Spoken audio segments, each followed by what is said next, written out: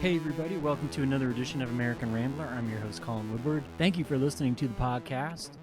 On today's show, I have Gregory Wells. He is the owner of Records and Relics, located in the Churchill neighborhood of Richmond, the East End, if you want to think about it that way. But Greg he's had his shop for about 5 years now and seems to be doing pretty well. I don't talk to a lot of business owners on this podcast, but since I love record stores, I reached out to Greg. It's been a while since I did a podcast in person, but he had me over to the shop before it was open. This was on a weekday. He's only open on the weekends.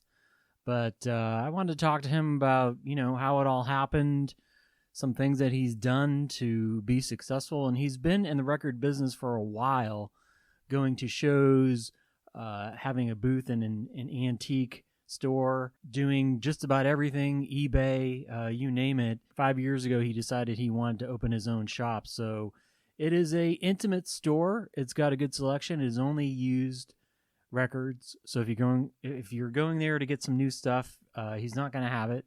But he has a good selection of pretty much everything, jazz, rock, country, you name it. So I've been there quite a bit. And it's kind of my favorite record store in Richmond right now. So I try to get over there when I can. So it's good to talk to Greg. He's open only on the weekends, Friday through Sunday, 12 to 5. He's located at 2704 East Marshall Street.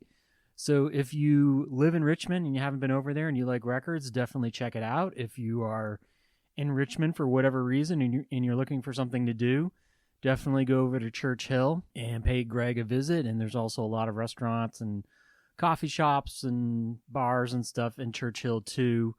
And so we talk a little bit about, Richmond changing the last 25 years or so.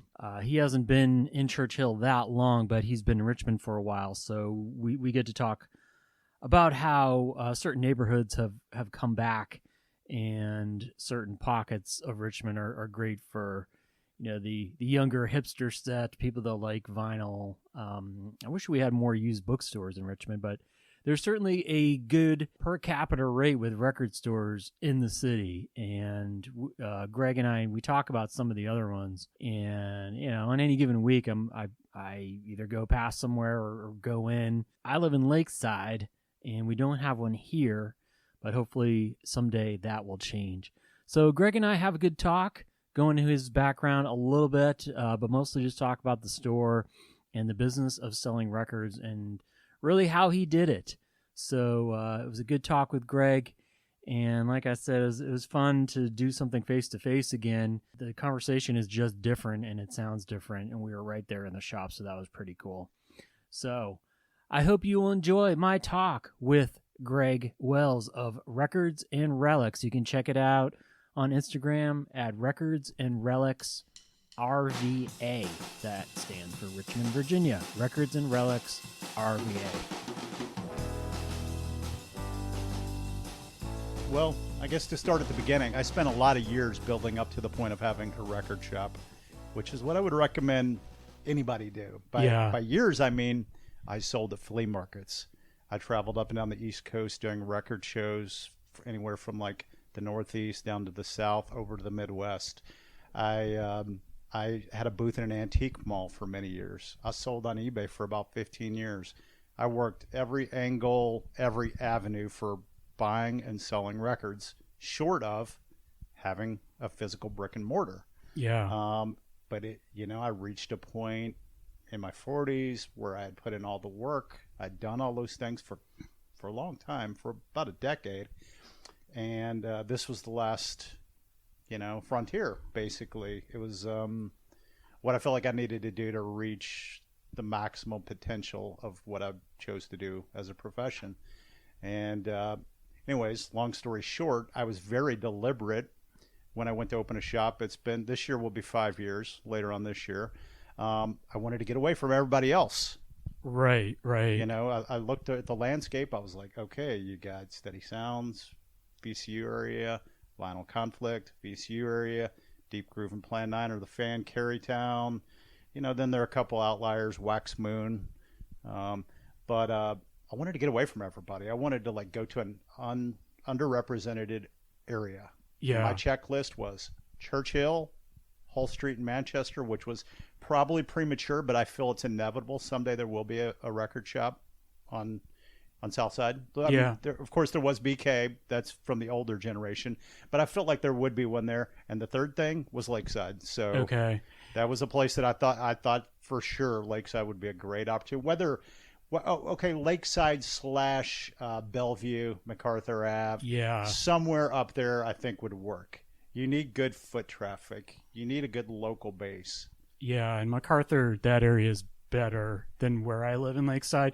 Because Right. I live near the Botanical Garden, which is not very walkable. A little far too north. Yeah, maybe. if you go on the other side of Dumbarton, right, it's not it gets too bad. denser. But it's still like a suburban feel to it. You really got to get over 95 into the city, really. Right. And so I'm guessing you're a Richmond guy originally? I moved to Richmond in 1996. Okay. I think I was 21 years old. I did not move here for school.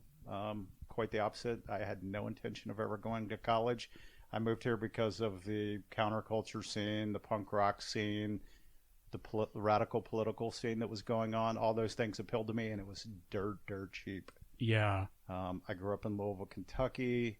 Okay. It's actually straight down 64, about 9 hours. You run right into it. And I had met a few people here. I was into some of the bands from here. Typical reasons you choose to move somewhere when you're young. Oh, there's cool bands there. That's I'll pack up my whole life and move there. Well, when you're moving in, I'm guessing Richmond's kind of starting on the upward trajectory a bit because it was pretty rough in the 90s. Still pretty raw. Yeah. I lived for the first 9 months or so at the corner of Grove and Boulevard, and even around there were some down towards Broad and Belvedere, there were some like halfway houses and flop houses. Of course, Triangle Bookstore, which later became Insuboko, was like an adult smut shop right there in the middle of the city. And I mean, there was stuff like that, a little bit of that still on Gray Street, you know. But then I moved to Oregon Hill in early 97, and it was very raw in that there were probably still more old-time, multi-generational families than there were younger punks and students and transients. And it was, there was a lot of animosity and tension. And the saddest reality of all of that, and what led to Oregon Hill being what it is now, is no one owned their homes. Yeah. And it's still kind of hanging on as this bohemian enclave a bit, but it's really up against it with VCU. What Oregon Hill was for 100 years, I was catching the last grasps of it. Now, that's not all necessarily a very pretty thing. Yeah. There was some very overt racism. It was a nasty neighborhood, especially for black folks. I've talked to many, many older black folks in Richmond who are, back in the 90s and early 2000s, who said that you would not walk through there ever. You would take a wide path to go around it, in the 50s, 60s, 70s, all the way up to the 80s. It was. Were you a musician? I was never a musician. I sort of dabbled with the music world in every other capacity. I ran a small record label when I lived in Lexington, Kentucky. We put out punk 45s. I did zines. I booked tours. I traveled as a roadie for people. So I did a lot of peripheral, behind the scenes kind of stuff. I never had the discipline to be a musician because, to me, if I couldn't be, as good as the Clash or something, then why go setting yourself to a high standard there? But I get it. Who were you roadie for? Smaller bands, no one of any note, but smaller bands from Louisville, Kentucky, and Southern Indiana. Anything from like garage rock type bands to pop punk bands, but it was a great free way to travel the country, which I did pretty extensively for most of the 90s. Okay. That is to say, I did not work at all, hardly, in the 90s. Good for you. Yeah, I mean, back to living in Richmond. It's very cheap to live here. I lived in big group homes with a lot of people. I remember the first house that I lived in Oregon Hill, which has since been demolished, is on the block where A21 Cafe is, that monstrosity that's over there now. Okay. There was a very famous punk house that dated back to the 80s that lots of bands and people lived in and practiced in, and shows happened. And I sort of moved in with the idea of converting it to more like radical activism kind of house. And we sort of did that as person by person fell off. But my rent was $37 a month for my own room. Good deal. It was a trunk room, but it was long enough to have a loft bed, all my records and books underneath. And the most important thing, it had a padlock on it. So if I left for 3 months, I would padlock it from the outside, and it would be like a crypt. And no one could go in there and mess with anything. Yeah. So those were the old days of Richmond living. Okay. Yeah, I've talked to some people that were here, even in going back into the 80s and stuff, like Wes Freed. I talked to him a while ago, and he just passed. But it's timely that you got that in. Yeah, he was there for the cowpunk or whatever, all that stuff that's going on, and drive-by truckers coming through and stuff. So it's always had a lot of culture and stuff. But no, I mean, certainly the area, areas around VCU have changed a lot. And I mean, $37. I mean, that's never going to happen again. Yeah, it's more than my cell phone bill. Right. Yeah, I know. It's really kind of sad in a lot of ways, but I think Richmond still has pockets of places that are affordable. I mean, where we live is pretty decent for families and stuff. I mean, there are a lot of people living in a lot of places now that I would have never envisioned being hip places. Yeah. But gentrification being what it is, and like if a lot of myself and a lot of my friends were talking about that very loudly and organizing around it, particularly around VCU, and when VCU was encroaching into Carver and putting up the Siegel Center and a lot of that kind of stuff, we were really there talking about it. And of course, Oregon Hill had a long history with combating VCU, which took over a lot of the northern part of VCU. I mean, of Oregon Hill. People may not know that Oregon Hill extended all the way up until Monroe Park. That was technically part of the classic Oregon Hill, and VCU chipped away at that in the 70s and 80s. But there are a lot of places that I would never envision being places that young white people or young artists would be living. A lot of North Side, for example. Like if you would have told me in the 90s that Brooklyn Park Boulevard would be like a hot and happening place with like a hip bar, and I would have been like, I just could not have foreseen that. Yeah. But here we are. Yeah. Well, and I mean, you've definitely carved out your own niche here, because I mean, you're the only record store in Church Hill. Right. Yeah, that's to get back. I trailed off quite a bit a while ago. No, that's okay. But specifically, I wanted to get away from everybody. I wanted to be in a nice, walkable neighborhood. I had lived in Church Hill, my wife and I, for a while. Then we ended up moving around a little bit. But even when we lived here like 7 or 8 years ago, I was already thinking this area is sorely in need of a record store. And if I don't do it, somebody's going to do it. So it was very fortuitous. I was friends with the woman, Anna, who runs Tiny Space, which is a vintage shop 2 doors down. She told me that she thought this space was going to be becoming available. I was actually sort of consigning some records through her, and she told me that this space was going to be becoming available. There was a plant store in here prior to me, and I just jumped on it. I was ready. I'd put in all the work. I'd sort of maximized. I was never going to make any more money than I was making doing things the way I was with traveling and selling at the antique malls. But I did switch up a bit. Prior to opening, the name is always, people were always like, Records and Relics, that seems so generic. Or people don't say that, but people sort of tiptoe around that. And I'm like, you're right, it is very generic. And the story behind it is like 8 or 10 years ago, when I was first incorporating as a business, as a LLC, I just wanted a blank generic name. And also at that point, records was probably half of what I sold. I sold a lot of small antiques, small collectibles. I dealt a lot in ephemera, photography, magazines, old toys, old Richmond memorabilia, posters. I sold a lot of stuff, vintage stuff. And I sort of tried to move that over here, but quickly I realized with the space constraints that it was just taking up space. Everybody wanted more and more records. And I just pretty quickly, within a matter of a few months, I switched to primarily records. Okay. Because, I mean, Yeah. Just in looking, I mean, you do have a lot of records, but you have other stuff too. So Little bits. The main thing being, we give a big display to my wife's artwork. She's a Oh, okay. a local printmaker. Yeah. She does zines. She does note cards. And yeah, we let her have a monopoly. I mean, I've had a lot of other artists be like, "Oh, this is cool.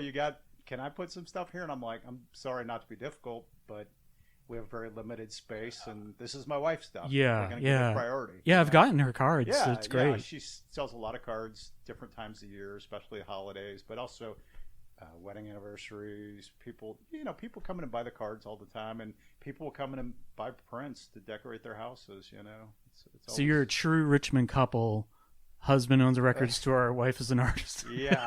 That's awesome. She's taught pretty extensively over the years, done a lot of workshops and classes. And at the current time, she's actually sort of scaled back. She's been working on a children's book project for a while. I probably shouldn't even curse her by saying that on here because she doesn't have a deadline. She's just working on it. Okay. Yeah, that's very cool. So, you've been doing like, you were in an antique shop. You said,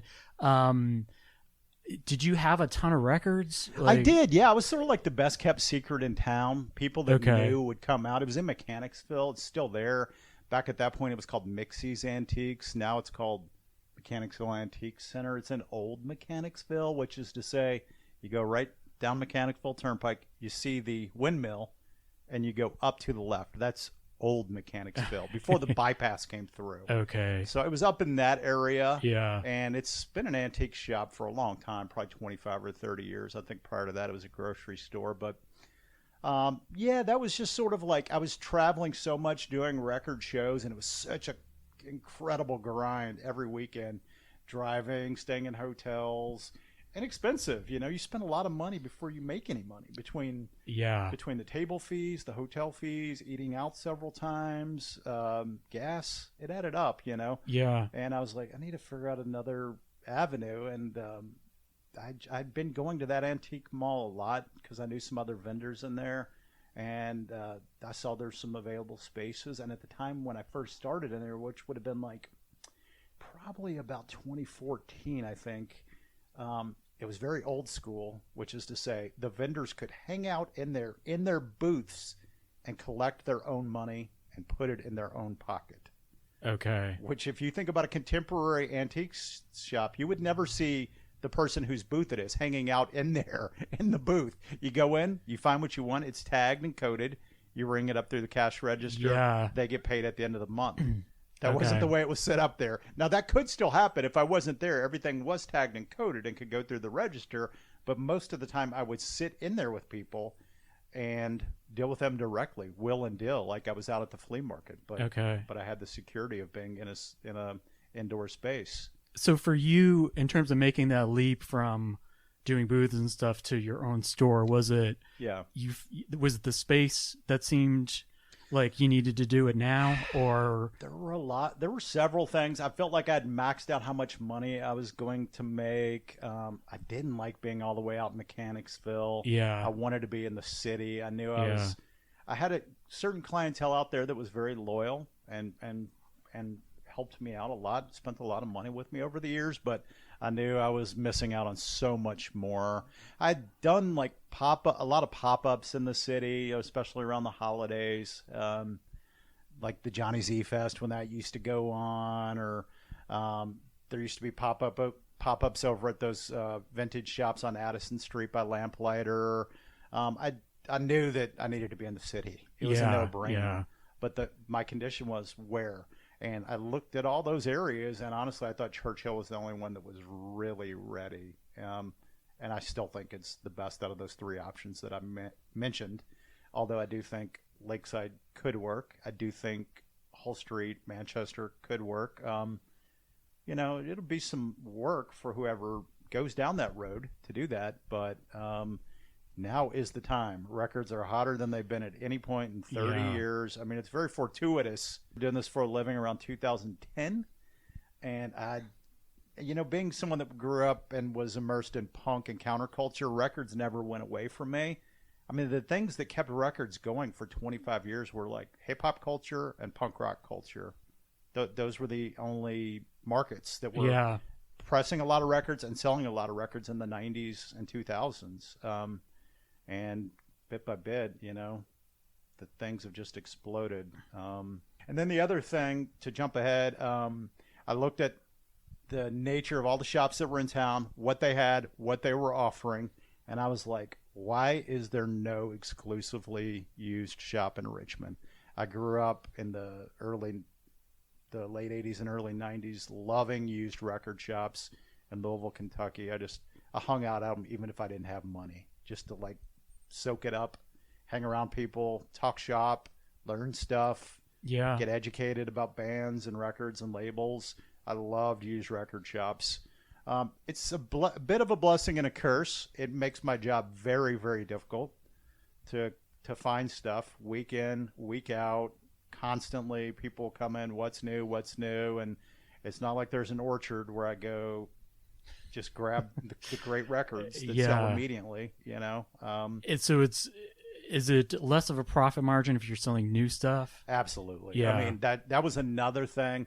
I just thought that what could I contribute that at that time Steady Sounds wasn't, Deep Groove wasn't.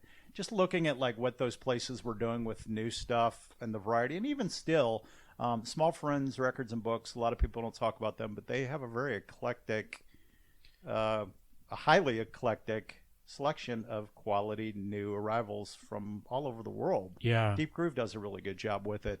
Plan 9 is always going to be Plan 9. I just felt like the city was big enough and there was demand enough to have a used only shop. Now, when you have a used only shop, not only do you have the issue of constantly finding stuff, which some weeks I find nothing. There's nothing new. I'm just sort of recycling records, moving stuff around. Some stuff that got old and stale, maybe you bring it back out and it looks new again. Yeah. There's a lot of different psychological tricks to it. But and then the other downside to having all used is you don't tend to see much from the last 20 years or so. It comes in trickles, but what you're going to get is a steady diet of classic rock. You're going to get a somewhat steady diet of classic soul and R&B, and then everything else is a grind. To find quality jazz, very difficult. To find quality golden era hip hop, very difficult. To find quality punk, post-punk, very difficult. So when I find those things, they sell immediately. But I make my living off of selling a lot of the same records, for better or worse, over and over and over again. And do you kind of just get records wherever you can find them, or do you go to shows mostly? Yeah, I mean, this weekend I'm going to a show. I still do shows because if I'm going to take the trouble to go up to a show 2 or 3 hours away to buy, why not sell too? I've usually got enough stuff that it's easy for me to keep some show stock separate from the stuff in here and just go up. So yeah, I'll go to buy at shows pretty often.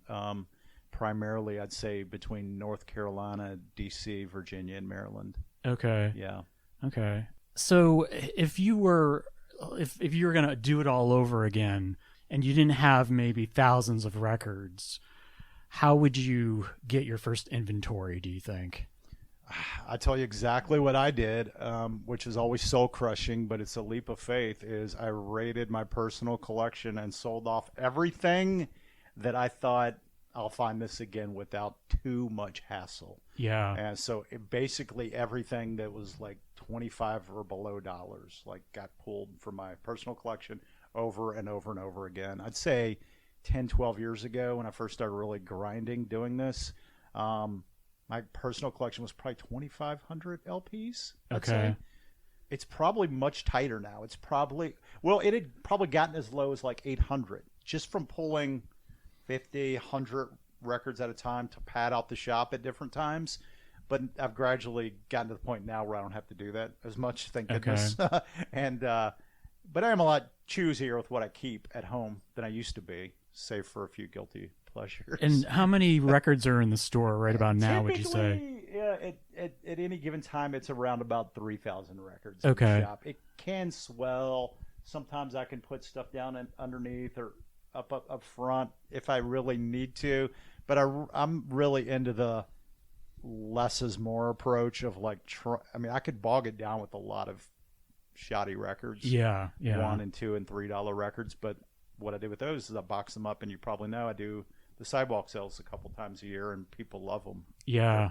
There's people I see those 2 days that I never see the rest of the year, which either tells me they're really cheap or they're speculators. There's like type of records you see at like every $1 sale. Yeah. You know, you'll see like Moody Blues, and then like but I think certain mine are bands better than most other because almost all of mine will come right from my bargain bins.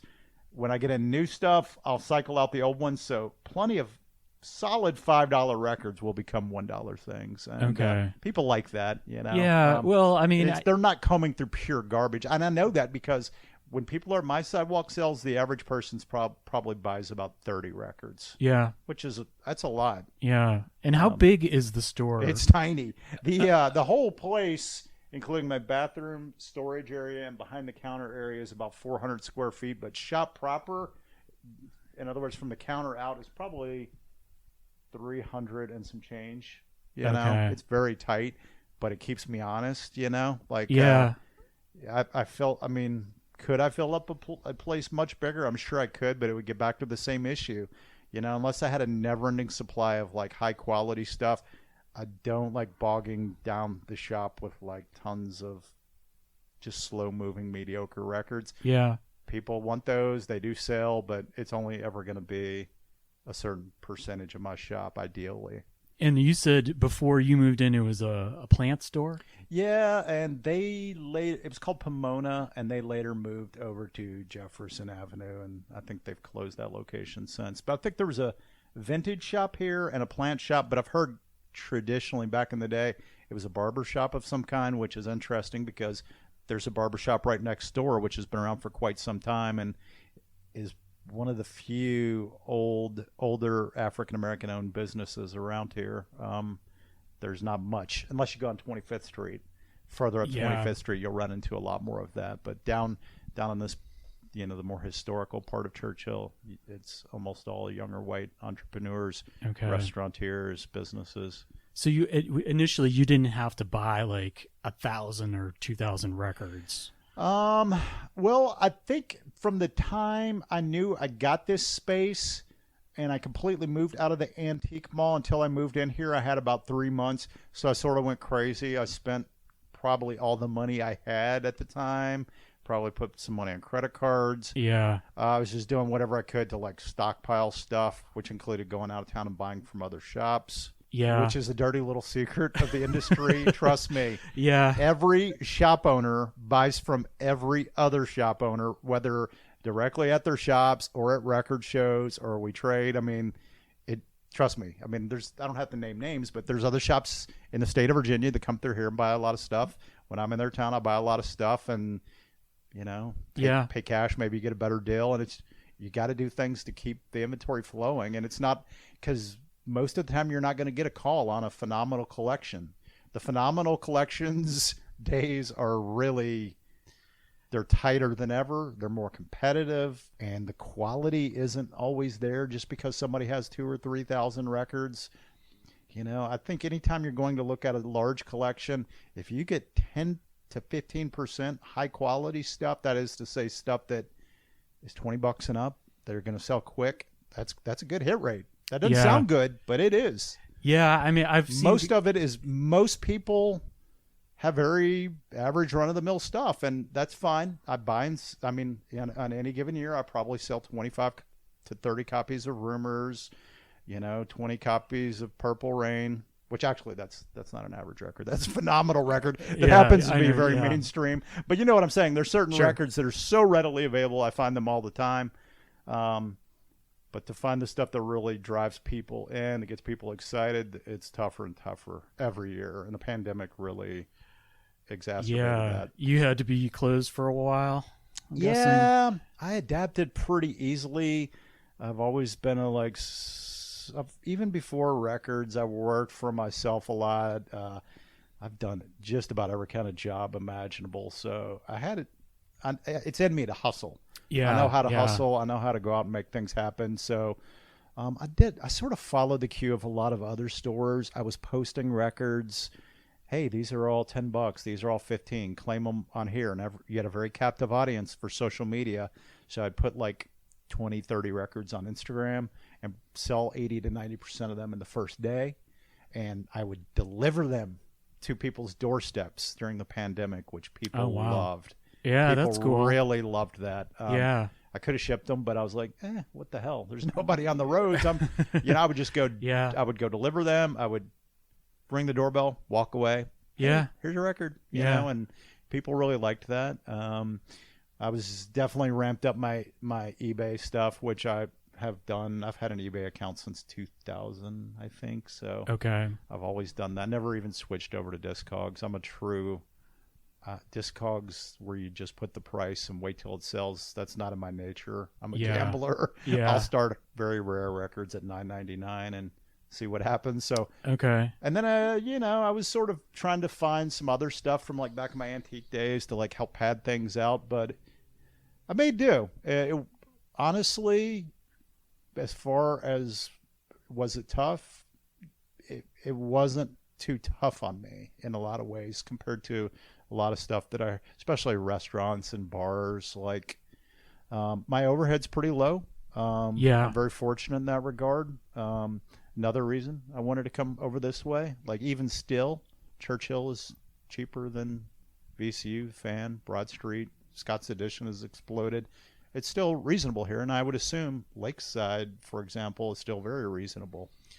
Yeah, to a degree. Yeah, I mean, it's. I guess eventually, probably things are going to get more expensive, but for right now, it's pretty moderate. I mean, in terms of prices, at least for houses, because they're not really building much there anyway. So yeah, it's a much newer area. Really, comparatively speaking. Yeah, I mean, in the city, you've got areas that have been cycling in and out for two centuries, right? And a lot of it was leveled and wiped out after the Civil War, and then again through deindustrialization. So there's been a lot of waves of big pockets of land that became available. I mean, Scott's Edition. I used to walk around there and bike around there at night in the 90s. It was just like being on a movie set or something. It was eerie. It was so quiet. Yeah, you would people would go down and sit by the railroad tracks, or you'd find a building to climb up and sit on a roof, and it was so quiet and just nothing. There were about 10 or 12 houses over there, maybe a couple like old there's still a few houses in there. like actual wooden early 20th century houses that wouldn't look out of place in like a Carver or Oregon Hill. And I always found those so fascinating. And I guess at one point the whole neighborhood was like that, and gradually it's shifted over to industry. And now it's just like it's like Las Vegas or something. It's almost like a bar, like every 5 minutes opening up there. How many breweries? I don't know. They got everything. They got mead. I mean, they've got like an axe throwing store. I mean, I would go to like crazy. I would go to like, and they're all still there. Some of them there. I guess the Dairy Bar is still there. Kiss My Grits. I think Dairy Bar closed actually. Did it close? Yeah, I did not know that. Not long ago. That's maybe. Epic. Yeah, I didn't know that. Okay, what about the Moore Street Cafe?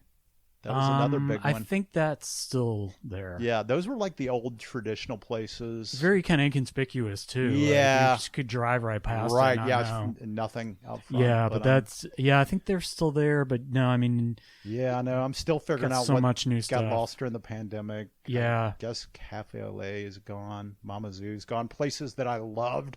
Yeah. For so long that I ate at so many times. So when you got, just for like practical purposes, like when you got here, you had a bathroom, you had a counter, right? So you didn't have to like install a bunch of shit or anything. All these. Well, I built along with some help from a carpenter friend of mine. Helped me do the build out. Okay. This this middle shelving area. I found the actual main part like somewhere in an alley or something, but I had him build out these crates underneath. The counter over here, if you were to like pull up this top layer and look underneath of it, it was an old bar that was taken out of the National. Like when I worked at the National for many years. Okay. And somebody's like, they're throwing out this bar, and I grabbed it way back when to put it in my antique booth, and I moved it over here. And when I moved it over back then, I just had crates sitting on it, just like this. When I moved it over here, I had the more proper shelving system built out by my contractor. Okay. But yeah, it was relatively a simple thing. But you kind of get everything you need, though. I mean, Yeah, some places pretty I've looked much. at, like, there's no bathroom or anything. Like, Yeah, the nothing. bathroom is the trickiest thing because everybody asks me about it. But first of all, it's too awkward. I'm not going to let anybody go use the restroom in my shop while I'm open. People come in with their kids. I feel like an asshole, but it's sort of barely hanging on. There's no hot water back there. I've definitely had problems with that. So if I have to use the restroom, the door gets locked. I use the restroom. Yeah. Then the door gets unlocked. Okay. And I only do it when nobody's in here. Yeah. So yeah, it's a constant source of like, people thinking I'm a dick, but well, it's a very tiny space. And the first week I was open, I let somebody do it, and I had flooding issues. Oh, and yeah. I was like, you know what? I'm gonna have to like draw a line. There's a couple coffee shops nearby, nearby, Riverbend or whatever places people can go. So, do you live nearby?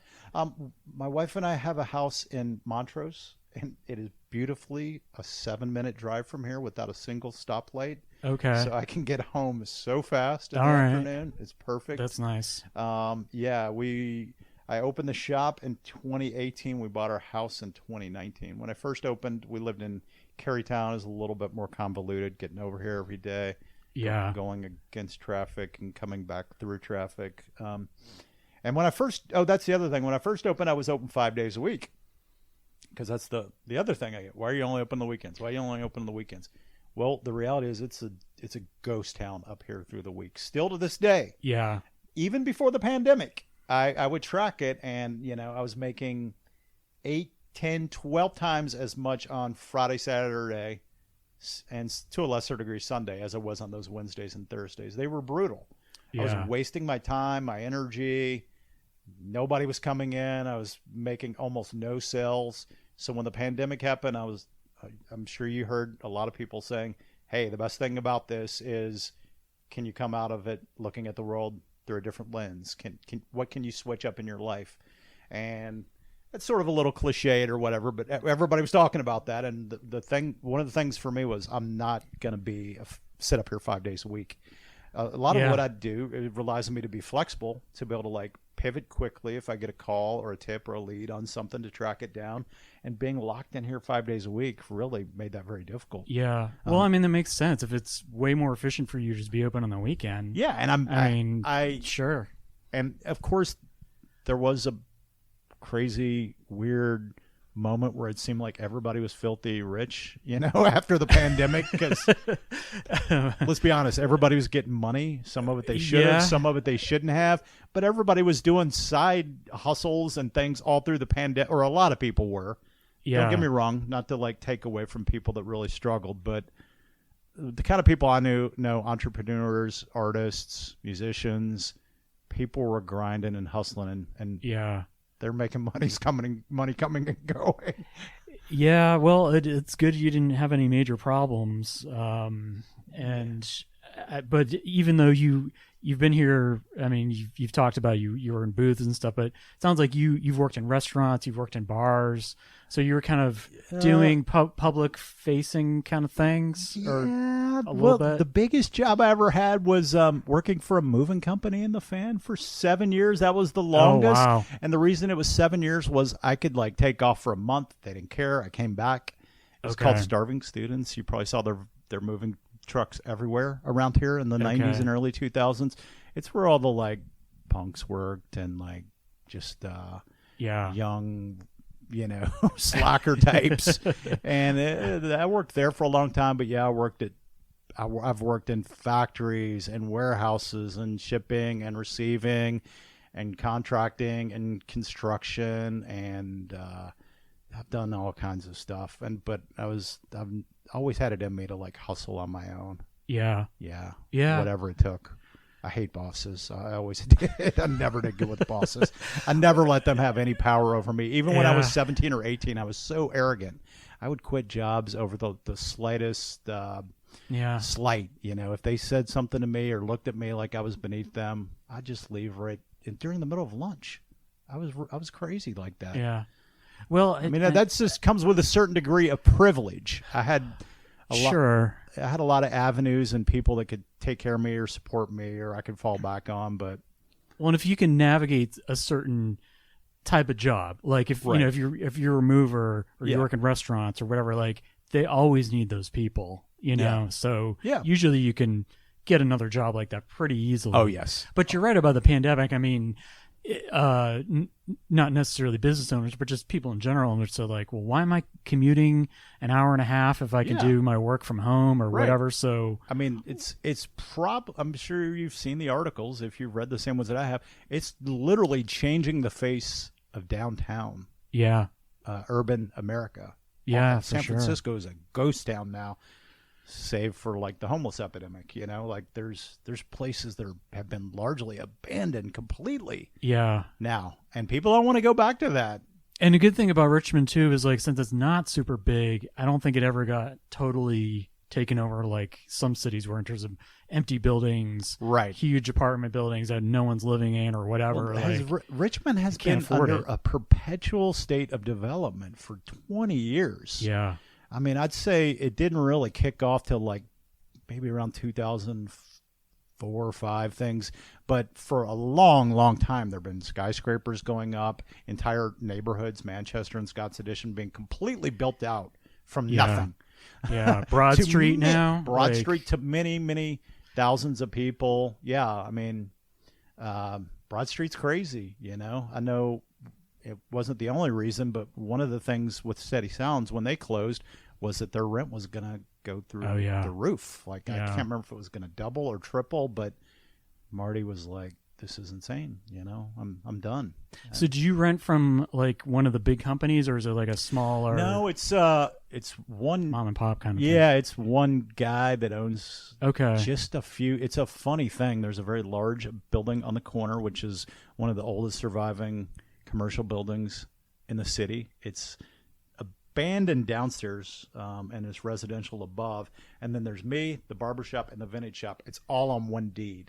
Okay. So I believe him or someone in his family purchased it back in the 80s, probably for nothing. And there's sitting on a small gold mine, but he doesn't seem to be in any rush whatsoever to really put in the work or do anything. So I feel very safe, very comfortable.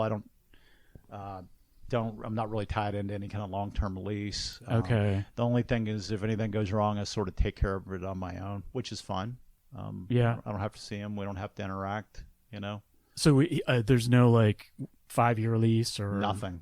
No, month to month. Month to month for all of us. Okay. For years. Okay. Oh wow, that's nice. Which is maybe slightly scary, but I don't know. Because you could say, Yeah, if something double could your happen rent. out of Yeah. the blue someday, but I don't really live my life thinking about stuff like that too much. Well, there's pros and cons to all of it, I guess. Right. Yeah. I mean, do I think I'll be here when I'm like 60? I don't know. Maybe, but Yeah. maybe not. So have you thought about expanding, or you happy with what you if you I have were to here? ever expand or do something different, I would probably have to like either go back into selling lots of other stuff to like fill up a space, or I would have to sell new, which is still such a sticking point. I just don't like the like you pay 22 for this and the suggested retail's 28. That's a hard life to live. Yeah. And you get stuck with a lot of stuff. You end up losing lots of money, especially on these record store day things. It's relentless. Well, and as a consumer, I mean, I'm always broke, so it's like, Yeah. I'm gonna buy a Led Zeppelin album I've had for 30 years, and it's $30 now. It's like, it's good sometimes to buy new stuff, but like generally speaking, it's like I'd rather get 5 records for $20 than Yeah, and I very consciously pay attention to the pricing around the city. I try to beat everybody. Okay. I mean, they don't want to hear that. They probably Good for don't you. like me, but like I want to keep my customers happy. I want to keep them coming, and I don't want to sit on stale records forever. I don't want to. I mean, some things take longer to take a while to find the right person, especially like a $75 record. It's either going to sell immediately or it's going to take a while to find the right person. But if it's stuff that's common that I see all the time, I'm not going to squeeze people on every penny. And so how do you price things? Do you just kind of like go online, check prices around town, or do you just kind of arbitrary? I'd say 80 to 90% of the stuff I price, I do straight from muscle memory.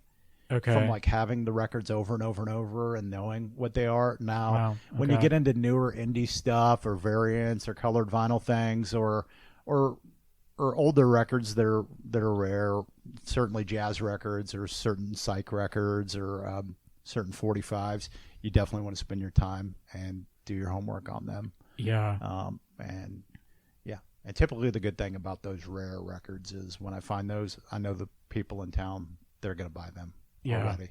They don't. Most of the time, they're not going to make the floors because what's the point of putting a $500 record out for people to handle and mess up?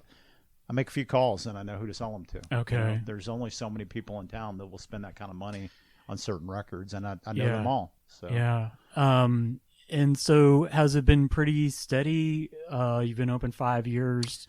Or, I mean, obviously the pandemic was probably not great, but yeah, it took a while. I did the whole gradual reopening where I would, the first thing I did was allowed people to set up blocks wherever everyone was masked, and I would do half-hour blocks, and I would announce, hey, this Saturday we've got 10 half-hour blocks, first come, first serve, and they would fill up immediately. And I'd have to tell everybody when they come in, hey, you got a half hour because there's other people coming behind you, you know, and that was pretty interesting, but it worked out great.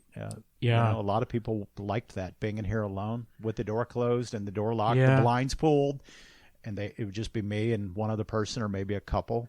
And it's an intimate space anyway. So like when I come in, it's like you kind of just feel like you're here by yourself a lot of the time, even if there's other people, because it's very accessible. It can get crowded really randomly and really fast. You know, sometimes it can go from 2 people to 14, which 14 is pushing it. But it will happen on a nice tight Saturday with people just popping around. Like all of a sudden I'll be like, holy shit, there's a lot of people in here. And you never wanted to make it like super specialized, like Vinyl Conflict was kind of the punk store. Thank you for bringing that up. I specifically try my best not to do that.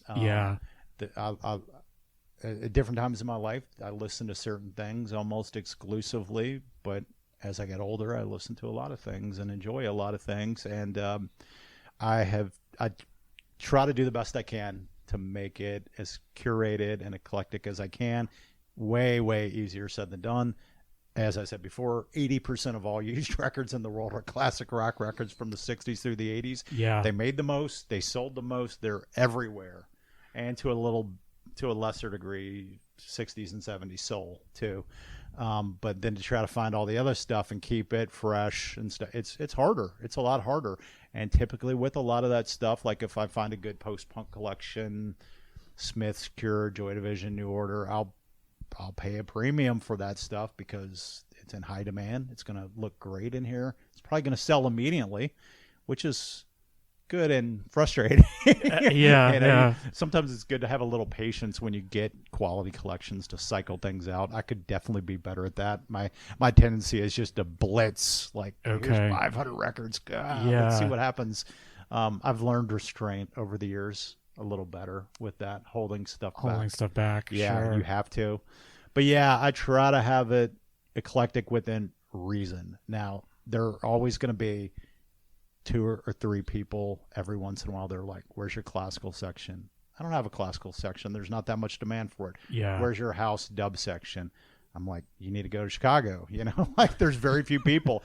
I would sell more Latin stuff, but generally to find that you got to go further north or to Florida. You know, there's certain stuff that works really well in certain regions and that you find more in those regions that you don't find around here. You know, so the stuff that sells best for you is those big bands mostly. Yeah, I mean the stuff that sells best is anything from the punk era through the post-punk era, including new wave, 80s alternative up into the 90s. If you can find that stuff, that's a very common question. Also, where is this fill in the blank 90s record? And I rarely have that stuff unless I have a later repress. It's not floating around. First of all, there were very few of them to ever begin with, and nobody sells them, especially now, that has that stuff. So it doesn't not come through very often. Well, there's kind of that 20-year period, maybe from like the mid-'80s, mid-2000s. No one was buying new records. Oh, I know. You know? Yeah. So it just doesn't exist. A lot of that stuff. Even Nevermind, which probably sold, I don't know, somewhere between 10 and 20 million copies. 99.8% of them were on CD and cassette. Yeah. It does, it's impossible to find stuff like that. Did you ever have a moment, I mean, maybe not, maybe COVID or maybe not, but where you just kind of like, I can't believe what I got myself into. Why am I doing this? Or here's the thing, like, okay, the whole trajectory of leading up to this started, like I said, around 2010, 2011. So 12 years ago, I was in my late 30s already. I had done everything, every kind of job for myself, for other people. I even went through a period in my mid 30s where I did leave Richmond for a couple of years, moved back to Louisville, my hometown. And, I was working in these warehouses doing picking, shipping, and receiving. And my bosses were like 15 years younger than me. It's pretty rough. Yeah. It sort of hit me pretty hard. Like, what am I doing? This is not what I want to be doing. And so once I got to the point where I started doing this, within 6 months, I was like, this is it. And this will be it. Even if I don't have a brick and mortar, I can go back to doing things a lot of different ways, online, pop-ups, record shows. There's a lot more options for selling stuff now than there was 10, 12 years ago. Okay. So yeah, this is definitely it. I love it. Even when it's really frustrating, I still love it. I mean, I can't imagine anything else that I would do. The last job that I really had that I sort of liked was working security at the National. That overlapped me doing this kind of work. Not having the shop, but I worked there from like 2011 till like 2016 or something like that, 17. I loved that to a degree, but got a little monotonous at times, especially standing outside in the winter and 6 hours of dubstep shows and but I wasn't making any money. It was sort of fun, but I wasn't making any money. So what advice would you maybe give to someone who's thinking about doing this or maybe just started? Well, I guess if you're doing used vinyl, I would say, try to cast a wide net, be eclectic, try to sell. I mean, that's the thing. When I first started, I thought, I'm only going to sell stuff that I love. I'm only going to sell Velvet Underground records and like all this and I'm like, oh wait, how do you find that? Like, or you don't. So you need to cast a wide net. You need to like be curious or willing to learn about things that you don't know much about. There are areas where I sort of just throw up my hands. I don't try to compete with the vinyl conflict, specifically on doom metal, just the real extreme areas. I don't know anything about it. Doesn't really interest me much. My pocket for metal is 80s and 70s, 80s, 90s stuff. The stuff that I grew up with that I like, that's perennial sellers. After that, I lost track a long time ago. If people bring me a collection like that, I tell them to take it to him. So to a degree, you should be curious. You should try to like do a whole lot, but you also got to know your limitations. Like if you're selling a mix of new and used stuff, I would say the same thing. Try to find little if you're selling new stuff, try to find stuff that's not represented in your area, and hone in on that. This woman Tracy does a thing called Courtesy Desk. She started doing it during the pandemic. She's been doing pop-ups in the Fan and stuff, and she is really into female-fronted artists and stuff, and artists that are underrepresented. And that's fantastic that she's doing that because no one else is doing that. She worked at Deep Groove for many years. She worked in the industry. She worked for labels. She knows it inside and out. So it's great that she's doing that. So did you have to like take out any loans or anything, or did you just kind of? I never did. A little bit of credit cards, but I really didn't go that crazy. I mean, that's the other thing. Everything I have is always basically been owned. With the records, and sometimes it takes a while to sell certain things, or you got to find the right audience to put them in front of. So would you say the most important thing is just location? Yeah, location is a crucial thing. I would say anybody trying to open up a new shop in addition to what there already is in Richmond should be somewhere removed from everybody else. Ideally, if you got good walk-in traffic, people in the neighborhood that can walk up to your shop, that's probably maybe a third of my business, which may not sound like a lot, but that is a lot. Yeah. 2/3 probably drive here from elsewhere, but there are a lot of people that walk up here. Being in close proximity to takeout restaurants and coffee shops, a lot of times people are waiting on stuff at 8.5, waiting on stuff at Cobra Burger. Yeah, They got a half hour to wait. Here I am, Yeah, that's good. And you maybe preferably rent from someone who's not a Tallheimers, Pollard and Bagby. Yeah. You don't, I mean, getting locked into any place for that long, with those like yearly incremental going up 10% or however much stuff's going up every year now. I have no idea. I think that would be a bad move for sure. Yeah. I mean, especially if you don't have a lot of experience. I mean, locking into 5 years is a long That's time. scary. Yeah, it's probably very difficult to find small places like this that I think you're right. Yeah, owned by an individual. I used to rent from a guy in the museum district. I don't know if he had retail space, but he was one of the best landlords I've had because he was like an ex-Marine, owned properties, but he wasn't a dick, and he cut you some slack. So I think retail's the same deal.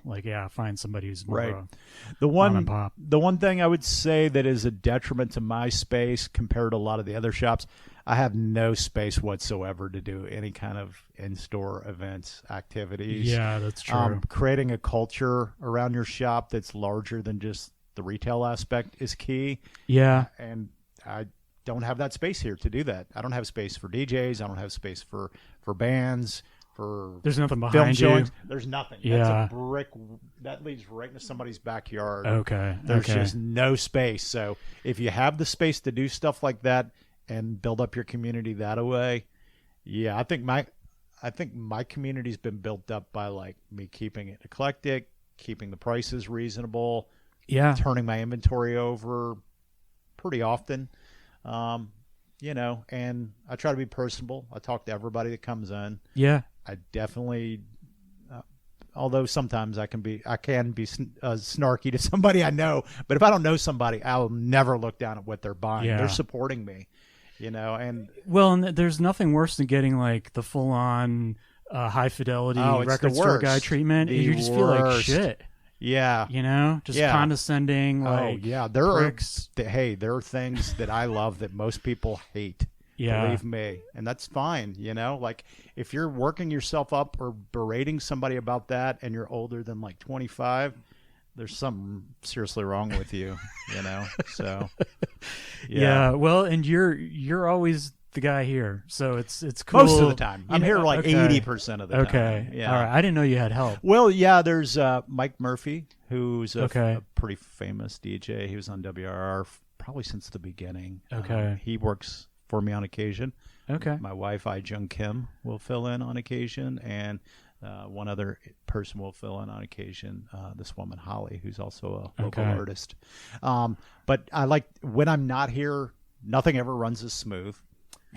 There's questions that can't be answered. If somebody comes in with a pile of records and is looking for money and I'm not here, they may leave with them and go to the next store. Right. So there's a lot, everything comes back to me. With making it operate, Yeah. And, so would you, here's another thing. If I put out a really phenomenal collection of records, stuff that you would consider easy selling stuff, if I was the one here working that day versus anyone else, I would make 15 to 20% more than the next person. It's fascinating, right? Yeah. Why is that? You would think if the records are no-brainers that they would sell no matter what, but just talking to people, having a rapport, knowing individual people, knowing their tastes. Yeah. It goes a long, long way. I mean, as a customer, people can hold grudges. So if you screw up once sometimes, you might not get them back. People will tell me horror stories about other shops here in town even. Yeah.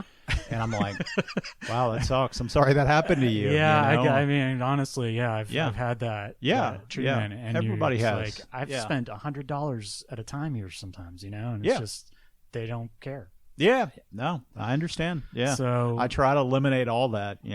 so you just kind of thinking you just be here for a while. There is no other plan. Yeah. This year, for the first time post-pandemic, I'm going to try to do more record shows, which is good Okay. for getting rid of the older, staler stuff here, picking up fresh inventory to bring back, and word of mouth. A lot of times at record shows, I will meet people selling their personal collections, and you spend enough money with them, next thing you know, they're like, hey, you want to come over to my house and look at everything else? And that finding leads, you got to put yourself out there every way. And I think you sort of asked about that earlier. That's the number one thing I do is like push it. I'm everywhere all the time. Yeah. I'm at estate sales. I'm at flea markets. I'm traveling out of town to track down leads. Following up every little thread. You got to know all the other people in your city that sell records, not just shop owners, but dealers, people that are sort of middlemen, people that buy from auctions, people that work for estate sale companies. You got to know all those people. Yeah. If you're in the used business, you need to know all those people. And the irony of that is most of the other shops in town don't seem to do that. They rely on stuff just walking in, and maybe because of the fact that some of them have been around longer, they've got more reach, they've got bigger names, bigger followings. They can survive that way. I cannot. I have to work every angle, which last weekend meant being at an estate sale at 4:30 a.m. that started at 9 a.m. to track some stuff down that I wanted. Wow. I had to be there before everybody else so I could be the first one in the door to get what I needed to get. So pretty much every day you're not in the store, you're doing something? Not necessarily. It's sort of a little bit more regimented now. Monday's like the one day a week that like I do nothing. I mean, nothing. I'll watch movies. And my wife actually was the one that called me on that. She's like, you need a day to completely decompress. Yeah. Shut off your brain, not think about records, because I will. I'll think about it nonstop. All the time. Yeah. So that's my Mondays. And we always have days where we go out and do something or work on the house. And there's usually some flexibility through the week, but I'm not working on it but come Thursday through Sunday, it's a big grind. A lot of times I will put in a full day's work before I get here to open. Right. Yeah. Oh, wow. So you're getting up at like 4 and 5 a.m. Yeah, most Friday, Saturday, Sundays. Okay.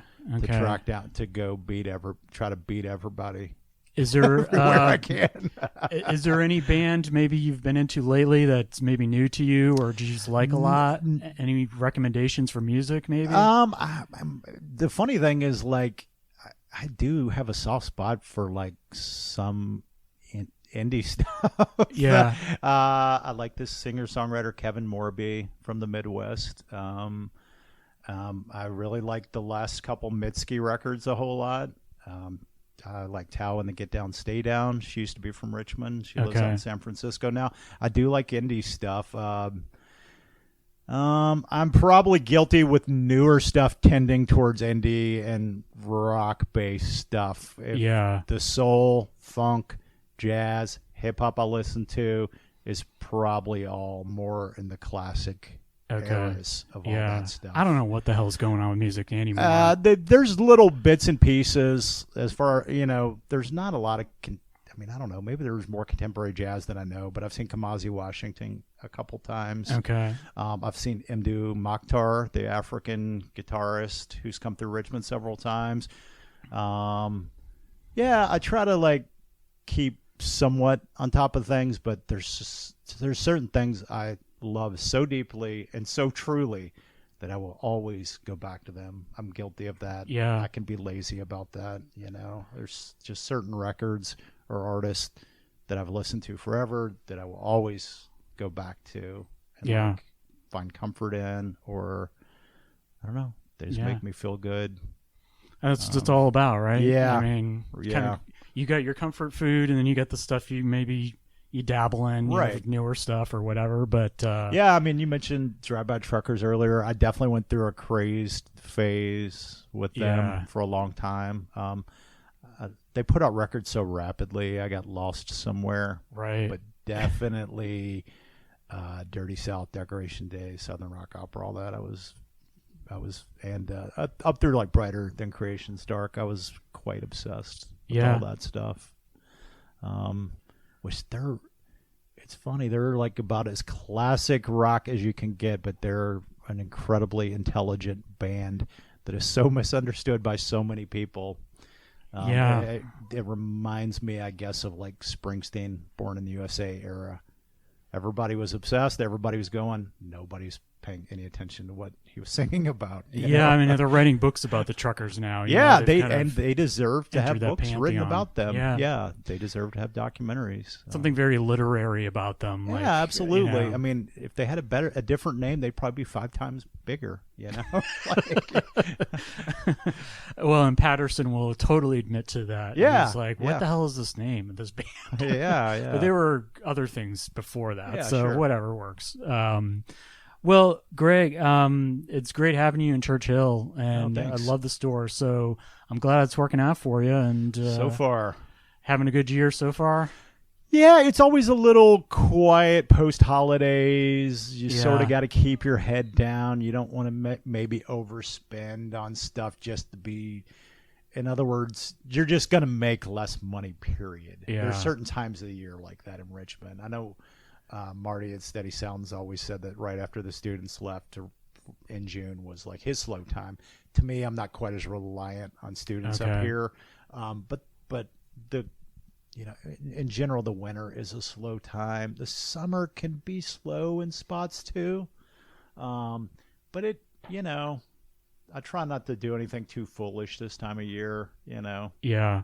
Just does it spike around the holidays, or is it kind of steady? Yeah, the holiday, I mean, it's pretty steady year round. I'll have a little bit of a spike in the holidays. But I don't know. I can't tell that it's really dramatic. It might be more dramatic at Plan 9 or something like that, because they're like the Disney World of record stores. And I don't say that in a negative way.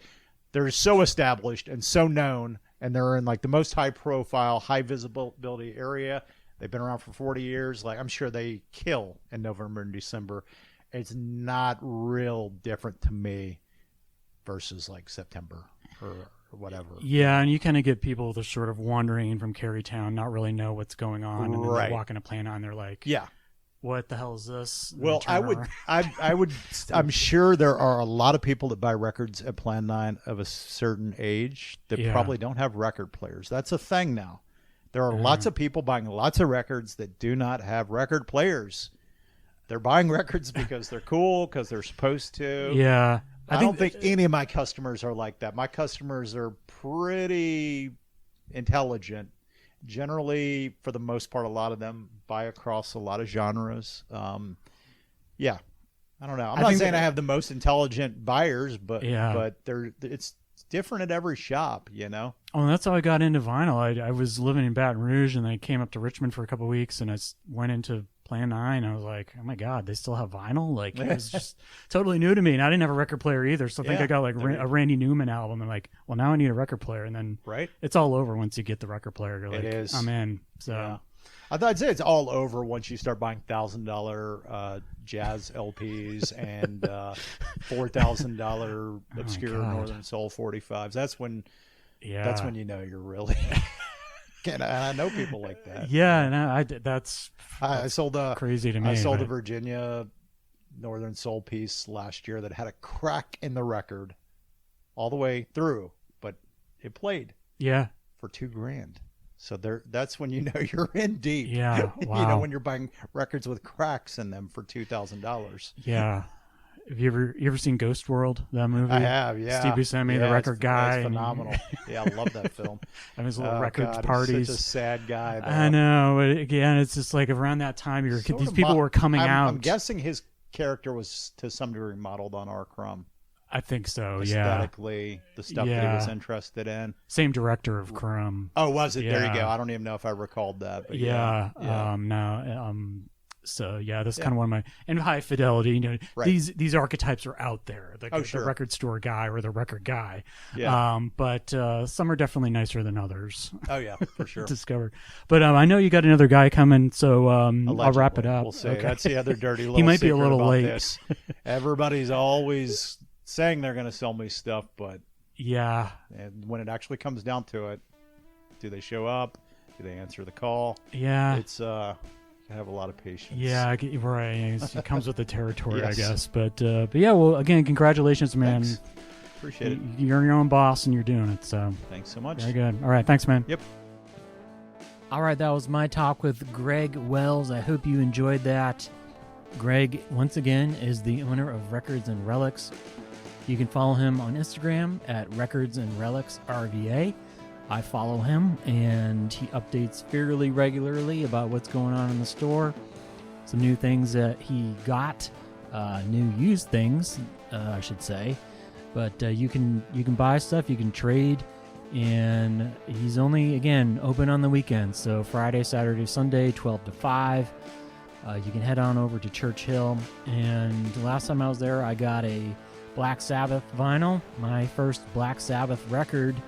I've been a fan for a long time, but this is the first time I got something on vinyl, and it was Paranoid, which I don't know if it's my favorite Sabbath, but I think that is their best album, so that was a good one to get. And I usually don't think this or say this, but it really does sound better on vinyl.